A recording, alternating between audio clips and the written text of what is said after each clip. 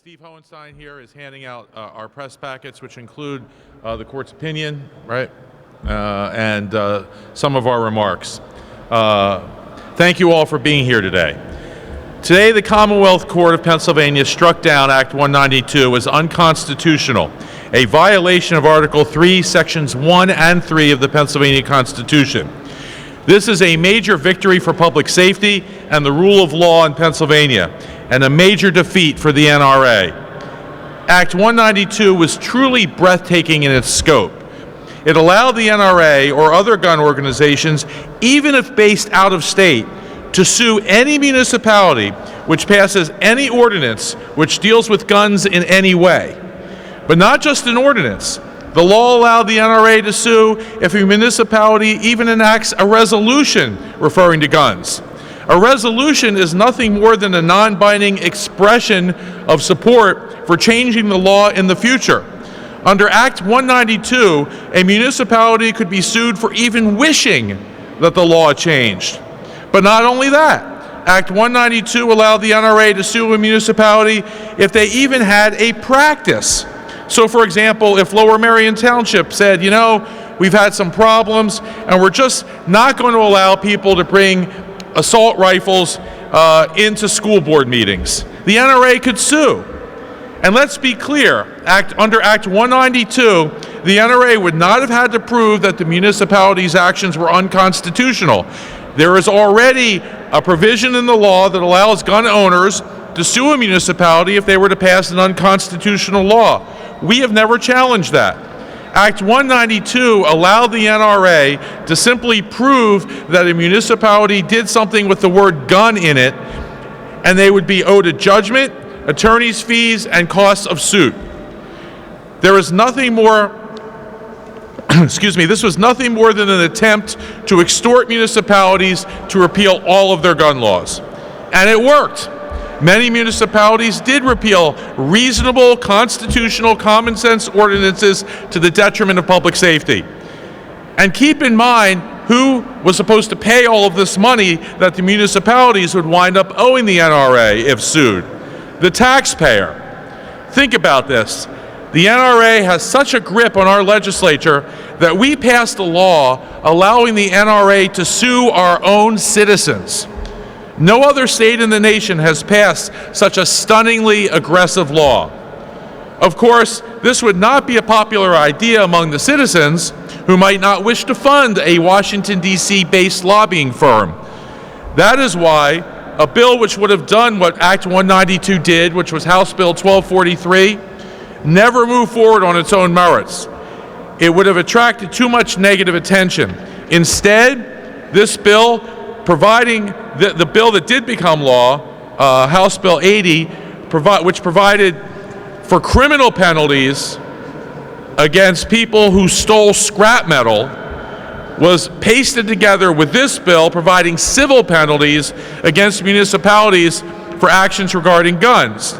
It was attached at the last minute on the last day to a separate, totally unrelated bill. It was literally the last act that the legislature passed, and it was passed in such a rush that Governor Corbett actually signed the wrong bill when it first went to him, and they had to reconvene the House and the Senate to sign the right printer's number of the bill. That's how rushed this was. House Bill 80 was a non-controversial bill which was attached with this very controversial bill. The connections between that bill, the original scrap metal bill, and Act 192 were, to be kind, not obvious. You should not be able to sneak in unrelated provisions to a bill at the last minute when nobody will notice. And thanks to the Pennsylvania Constitution, you can't. Today, the Commonwealth Court followed a long line of precedents and ruled that Act 192 violated the Constitution. They did so unanimously. Democratic and Republican judges all agreed that this law clearly, palpably, and plainly violated the Constitution. This law is struck down. To paraphrase Monty Python, this law is no more. Bereft of life, it rests in peace. This is an ex-law. What this means is that all municipalities that repealed constitutional gun ordinances may reenact them. All municipalities that abandon constitutional practices regarding where guns may be carried may resume enforcing them. And the NRA can go back to doing what it does best, which is making sure that we never pass reasonable constitutional gun restrictions, which would save thousands of lives per year. I wish to conclude by thanking my fellow plaintiffs, some of whom will speak here today, who joined me in standing up for what is right and standing up for forces that are very powerful here in Harrisburg. I also wish to thank Ceasefire PA for their awesome efforts in this matter. And I'd like to particularly thank Martin Black of the Deckard law firm for taking this case free of charge. Pennsylvania will be a safer place because of what happened today. And with that, I would turn it over to Shira Goodman of Ceasefire PA. Thank you, Senator Leach, and to all the plaintiffs who are here. Ceasefire PA has been fighting this bad law for years. And people said, people aren't going to understand this. It's too wonky. It's about standing and preemption. Well, we got a lot of people to understand it, a lot of mayors and town councils and regular citizens who wrote in and told their legislators, this is a bad bill. And that's why the legislature was pushed into the corner that Senator Leach described, adding it to a bill about scrap metals at the last minute, adding session days, signing the wrong bill. They used bad procedure to get a bad, unpopular policy passed, and they got caught. And this is what the lesson is. If you're going to pass laws in Pennsylvania, you have to follow the Constitution, the supreme law that tells you how to do it. You have to follow the rules here in this House, and the people and advocates like us who want to get laws passed have to follow the rules. And we know that all across Pennsylvania, people have understood what Act 192 meant. They've been writing letters to the editor, they've been writing to their mayors, they've been writing to senators and representatives saying, why did you pass this law? Why is my township rescinding provisions about reporting lost or stolen guns? I'm a gun owner, and that keeps us safe. It's common sense. So people understood it, and the Commonwealth Court clearly understood it. It's a very strongly worded opinion. They said to the legislature, you can't do this. So we are proud of the legislators who came together, the mayors and the cities, to stand up for what's right. We're proud to stand with them, and I spoke to Mayor Rick Gray, the mayor of Lancaster, this morning. He couldn't be here. He's getting installed as president of the League of Cities, but he said he's very proud. He's going to announce it to all his fellow mayors, and he will continue to fight for what's right, for the right to protect his people and do what is common sense for safety in Pennsylvania. So thank you, and we're going to keep fighting, and this is a great win today for the people of Pennsylvania and for safety in Pennsylvania. Okay, this is always tricky because of, the massive egos we all have. But I'm going to start with Appropriations Chair, Senator Vince Hughes. Thank you, Senator Leach. I remember it was a cold day when we all gathered in Philadelphia City Hall in the city council chambers. We had mayors from across the state, we had council leaders, we had council members, we had senators, legislators, Ceasefire was there, and we announced that we were proceeding on this path under the leadership and direction of Senator Leach. And somebody said on that cold day, somebody said, not publicly, not to the press, that it might be a cold day in hell that we would be successful. And guess what? On a hot day in June, we're successful. And what happens as a result of our success and our willingness to challenge, our willingness to stand up and to be forthright on just trying to do the right thing and to try to do it the right way, we're successful, and the people of Pennsylvania are in a safer place because of our willingness to step up and to challenge the situation. We're thankful. We need to go forward. There's much more work that has to be done, but let's return the Commonwealth back to the people and its local municipalities so they can make their own laws and determine their own fate. Thank you very much. Fellow plaintiff, Senator Larry Farnese. Thank you, Senator Leach. I appreciate that. Thank you. There really isn't much more to say other than they were wrong. Very simply, they were wrong. Last October, I stood on the floor of the Senate and I argued and voted against House Bill 80 and Act, 192, specifically not because I do not support the Second Amendment, because I do. and not because I don't believe that legal gun owners should have access to guns and legal guns in the Commonwealth of Pennsylvania, because I do. I argued against this bill and the act itself because I believed that it was unconstitutional to create a separate cause of action for a special interest, an unprecedented cause of action, unprecedented in Pennsylvania law and based upon my review of American jurisprudence. Not before last October had we granted standing and created a separate cause of action for a special interest like the NRA to go into court and sue. Because I believe, like the Commonwealth Court did and the fellow plaintiffs and the advocates that came forward at that time, that it is a special privilege and immunity that we enjoy as citizens of Pennsylvania and as citizens of the United States of America. What happened last October was wrong. What happened after last October was equally wrong and, in my opinion, created an unsafe environment for many of Pennsylvania's citizens because as a result of this ridiculous bill that was passed, many municipalities across Pennsylvania withdrew their ordinances which were designed to protect their citizens. And that is what we need to address right now, the aftermath of this. We will celebrate, we will congratulate, we will sit back and look what the next step is. But right now, there are cities around the Commonwealth, but because of this ridiculous bill, because of the way that it was rammed down the throats of the people of Pennsylvania, they caused places in Pennsylvania to be unsafe. And we have to address that. And now it falls upon the mayors and other elected officials around the Commonwealth to address those issues. We have to ensure that this type of legislation never happens again. So I am proud to stand here today with Senator Leach and all the other advocates. Again, I can't applaud the work of folks like Ceasefire more than what you guys did and others around Pennsylvania getting us together and doing this. There is work to be done. There is much work to be done. What happened on the floor of the Senate last October happens a great deal, ladies and gentlemen, a great deal. I like this opinion. I like this opinion for what it says today, for us, but I like it for what it says tomorrow because we as Senate Democrats stand on the floor of that room and get legislation shoved down our throats that we know violates the single subject rule.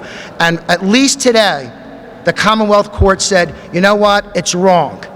It's wrong and stop it. So that's what I am thankful for today and for everything else that the advocates came together. Thank you very much for having me. Try to keep it to your most quotable minute if you can. Okay. Senator Tony Williams. I'm here for three reasons. One, to thank those who saw the vision to take this to court. Certainly Senator Leach and Senator Farnese, but that young attorney in the law firm who took this up pro bono needs to be applauded significantly. But the other more significant bodies. One, the membership of the NRA for a long time is no longer connected with those who lead it. So I implore you, those of you who have written my office, those of you who visited my office, those of you who opposed even this particular bill, you need to become active. No longer just people on a roll that pay dues so you can have your gun rights protected and your ability to hunt fairly and protect your home, but in fact to protect all of us. And the second, more appropriate and frankly authentic group are those people in Philadelphia County. I represent Philadelphia and Delaware County. The reason why I'm here is because they can't be here. Because so many have been struck down over the years by illegal guns in Philadelphia, and more over this past weekend. Record numbers of people have lost their lives at rates faster than any disease could take them away. This is the first step towards not only protecting them, but protecting all of us. So I thank those who organized this process. I thank the court for recognizing reasonably that all citizens should be protected. And the fact that an amendment allows us to have firearms doesn't allow us to have them unchecked and unfeathered. Thank you. Senator John Sabatina. Thank you. I'm happy that the court found this way, and I believe it's time to recognize that different parts of the Commonwealth need to handle their own situations differently. Philadelphia has a unique problem when it comes to guns, and thankfully now they can continue to to restrict the amount of people that have guns and the people that shouldn't have guns. I am a believer in the Second Amendment, and I am a gun owner myself. However, there are people that don't need to own guns out there, and the world and the citizens would live in a safer place if they did not own guns. So I'm happy that the court came to this decision, and it's hopefully it adds to the safety of the citizens of the Commonwealth. Thank you. Okay. Representative Steve Sanacero. Thank you, Senator Leach. In my hometown of Lower Makefield, you can not smoke in a public playground. You can't smoke there, but you can carry a gun. And why is that? Because the Township of Lower Makefield decided that they were at risk of being sued by the NRA to have a reasonable gun safety ordinance on their books. Now, we fought this bill in the House and the Senate last fall. We made the arguments that what they were trying to do was unconstitutional, and today we are vindicated. But this, while it is a victory, is not the end of the story. Citizens across this Commonwealth, gun owners included, who care about making sure that criminals and others who should not get firearms need to join with us to make sure that we pass reasonable gun safety legislation. We need to empower our municipalities to do it, but at the end of the day, it's our responsibility as a state to make sure that we have reasonable gun safety rules on the books. And all of us here today are committed to that. We ask our colleagues in both chambers to join with us to make it a reality. So I thank the Commonwealth Court. I thank everyone who was involved in this case, but we have a lot of work to do. Thank you. Thank you. Representative Steve McCarter. Thank you, Senator Leach, and thanks to all the colleagues that are here today on this wonderful occasion, in a sense that we finally get a decision to show how egregious this particular law was when it was passed. The law dealt with scrap, and now it's scrapped.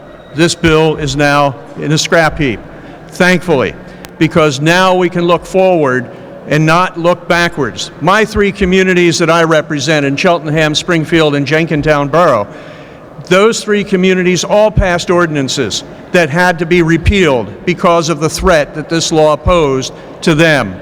They did not want to pay the financial burden that came with that. Today, now, they can reenact those particular measures and move forward so that we can get sensible gun legislation that in this Commonwealth, at local levels at least, that we can move and have people safer in their communities. So I thank and applaud all my colleagues. I thank Shira and Ceasefire for all their efforts in this, and we look forward to a better day. Thank you. Good afternoon. How's everybody today? Today's a celebration. We got something that's good for the people of the Commonwealth overturned, and we need to thank Commonwealth Court for that. Ceasefire, we thank you for your dedication and commitment to saving lives. Senator Leach, we thank you for pulling us together today. Nobody knows their local municipality like local authority. We have a right in our local municipality to be able to do what's necessary to protect our residents. And since they overturned this, now we have an opportunity. We have an opportunity that knows what's best. This is not an assault on the Second Amendment. This is about making sure that we empower life. This is about making sure that we're doing what's necessary to protect people in our local municipality. Today, that we are not able to protect our citizens, that is a strike against humanity, and we can't afford it. In America, a lot of things are changing. We have a great week of change. And what better to celebrate right now that we have the opportunity to better protect the residents in our municipality. They are right, the fight is not over. But the battle for right now is a joy to us because we return the power back to the municipalities and we can protect our citizens. And that I am very thankful for Commonwealth Court. I'm very thankful for ceasefire and all the representatives and senators that are here today to empower humanity. Thank you. Thank you and good morning, everyone. First, let me just start by saying kudos to the courts for this decision and for bringing some much-needed balance to the scales of justice on behalf of municipalities across the Commonwealth of Pennsylvania as it relates to their ability to protect their citizens. For those of you who paid attention to the debate when we addressed this issue when the bill was moving through the House, we couched it as the most powerful lobby in the Commonwealth of Pennsylvania and potentially the nation, making cash-strapped municipalities dealing with tough issues like municipal pensions, how to fund school districts and social services. In essence, that powerful lobby made those municipalities an offer they couldn't refuse by telling them that if they did not rescind the legislative initiatives they had passed under the guise of public safety, that they would be sued. And they knew that they did not have tax dollars that they could afford to waste in order to do that. So we saw almost 30 municipalities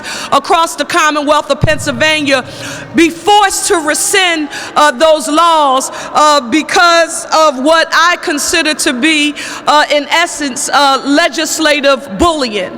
And that's what occurred, but the courts did bring much needed balance. I would hope that those municipalities would now immediately find a way to go back to the drawing board, and in the essence or absence of a uniformity across the Commonwealth of Pennsylvania, because the lack of a statewide law regarding the mandatory reporting of lost and stolen weapons in particular, because let's be very clear, that was the particular piece of legislation that this law sought to get rescinded across the Commonwealth. I hope that there are city councils and local governments across the Commonwealth on today who are drawing up drafts of that legislation now to reintroduce, get it passed, and enforced in those municipalities so that they can keep public safety first. Ceasefire, thank you for your advocacy, and thank you to the courts for your ruling. Today is a victory for the people. Thank you very much, Representative Parker. That concludes our speakers. Are there any questions? Yes. I have two things to say. Number one, it'll be difficult to pass with appropriate procedures now that it's gotten this attention. The reason the procedures that were used was because it's an unpopular idea to allow a Washington, D.C. based lobbying organization to sue your own citizens. And so I think now that light has been shown on that, it will be much more difficult. I also find it very difficult to believe that the governor would sign such a bill. It is my prediction that we will not see the likes of this bill again for a very long time. Yes? Do you have any estimate of how many municipalities repeal ordinances? I don't know the terms of the legal bill. There are ongoing suits. As you know, there were some courts that stayed lawsuits pending the outcome of this decision. Some courts did not stay their lawsuits pending the outcome of this decision, and so they proceeded. Court costs and legal fees were amassed. I don't have a way of knowing what the figures are on that. I do know there were a lot of municipalities that repealed ordinances. I remember speaking to the mayor of Jenkintown. I remember even in my own district in Lower Merion, there was a lot of angst about it. They ultimately decided not to repeal their ordinances, and they were sued, and that lawsuit was pending until today. So I don't know the exact number. We can try to get that for you if Steve will get your information. But it was a significant number of municipalities whose ordinances were repealed and whose practices were abandoned, and that's a shame, but that ends today.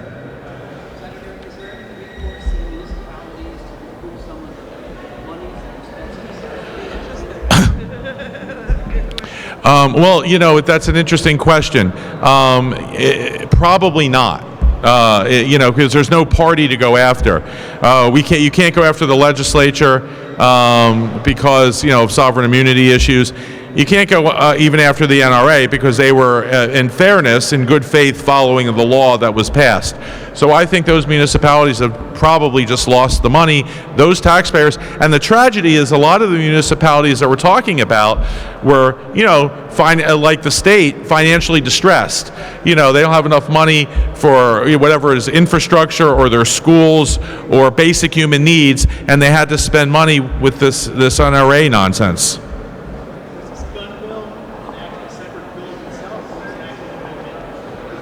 It was amended into there was House Bill 80, which was you can't if the criminal penalties for stealing scrap metal, secondary metals, aluminum wire, copper wire. If you steal that, it created criminal penalties for those. This was added as an amendment to that bill on the last day of session. There was a standalone bill with that language. That was House Bill 1243. That never moved. That never got a vote. It just stayed in Judiciary Committee. Yes, they have a right to appeal to the Supreme Court. You know, as someone... Tell them who the defendants are, though. It's not the NRA. Yeah, the NRA is not the defense. Just so to be clear, the NRA, the style of the case is in your packet. Technically, it's the legislature. But we all know who's pushing this. You know, this can be appealed to the Supreme Court. I practiced law for many years, litigated many cases at every level of the courts, and I would say if I was the attorney representing them, I would say there's not a lot of cause for hope. This was a unanimous decision. This was written by a Republican judge. This was a Republican majority court, and even they said, you know, you can't do this. This was not a close case, and the court was clear on that. This is not a close case. This is a blatant violation of the rather clear constitutional prohibitions. That's it. All right. Thank you, everybody, for coming. Good job. Thanks, Steve. Yeah, absolutely. All right, Sharon.